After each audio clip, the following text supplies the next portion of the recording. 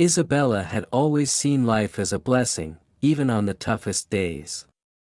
She rose at 5 a.m., packed her husband Marcelo's lunch, and opened her small bakery before dawn. Customers loved her cinnamon rolls and her warm smiles. From the outside, everything looked perfect, Marcelo waving through the window in his crisp shirts, seeming like the devoted partner.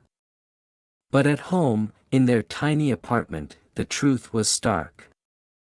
Marcelo hadn't held a steady job in years, blaming the economy or waiting for the right opportunity. Isabella didn't mind the hard work, but she wondered when the spark in his eyes for her had faded. One rainy morning, Marcelo grumbled through breakfast, glued to his phone, brushing off her request for help at the bakery. He left without a word, leaving her smile to wilt. Later that day, humming along to the radio on her way back from errands, Isabella never saw the truck. A screech of tires, then darkness. She woke in a sterile hospital room, machines beeping, her legs numb and unresponsive. Panic surged as she tried to move them, nothing. "Where's my husband?" she whispered. Marcelo entered, pale and forced a smile. The doctor's verdict crushed her, a spinal injury, uncertain if she'd walk again. "We'll get through this together," she said, gripping his cold hand. But his eyes were already on his phone, weeks blurred into pain, therapy, and mounting bills. The bakery closed, insurance barely covered basics. Marcelo grew distant, sleeping separately, citing her discomfort as an excuse. He stayed out late, reeking of expensive perfume.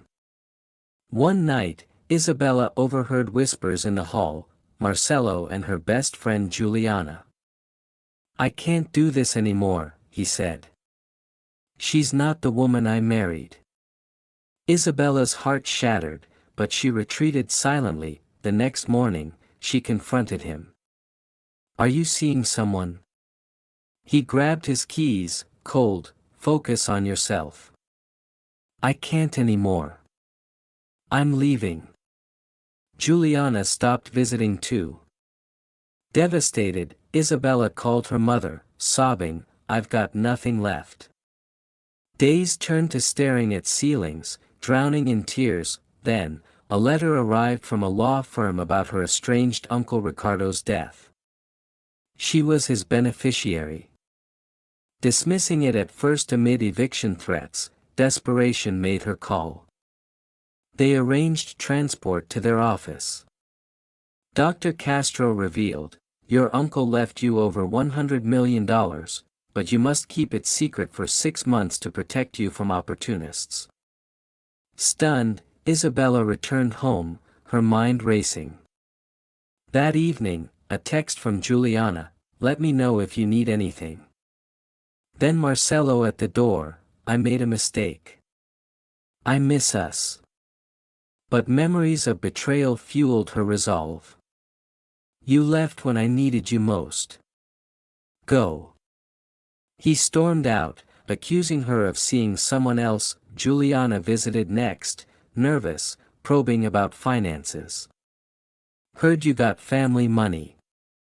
Isabella saw through the facade. "I've got enough." Alone that night, she vowed secrecy, not for revenge, but peace. With a small advance, she paid bills, hired help, and restarted baking online.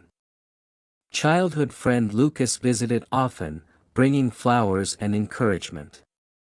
"You've still got the gift," he said, helping with deliveries. Orders grew, she felt alive again. Rumors spread about her quiet recovery. Marcelo, struggling and jobless, texted suspiciously, "Where's the money coming from?" She replied curtly. Juliana begged for loans, citing their hardships. Isabella refused, "You betrayed me at my lowest. Find your own strength." Lucas became her rock, celebrating victories, reminding her of her resilience. 6 months passed, the full inheritance was hers. She reopened a grander bakery, hired the vulnerable, disabled workers, single moms, and founded a charity for those in need, honoring her uncle's wish to make the world kinder. On opening day, crowds cheered. Media hailed her comeback. Marcelo and Juliana, destitute and fighting, appeared begging forgiveness and help. "We've lost everything," Juliana pleaded. Marcelo sneered when refused, "You're nothing without that money." Isabella stood firm, "I was never weak, you just never saw my strength." As they left, a weight lifted. With Lucas by her side, the bakery buzzed with laughter. She shared her story, loss, betrayal, rebirth. Donations poured in, lives changed.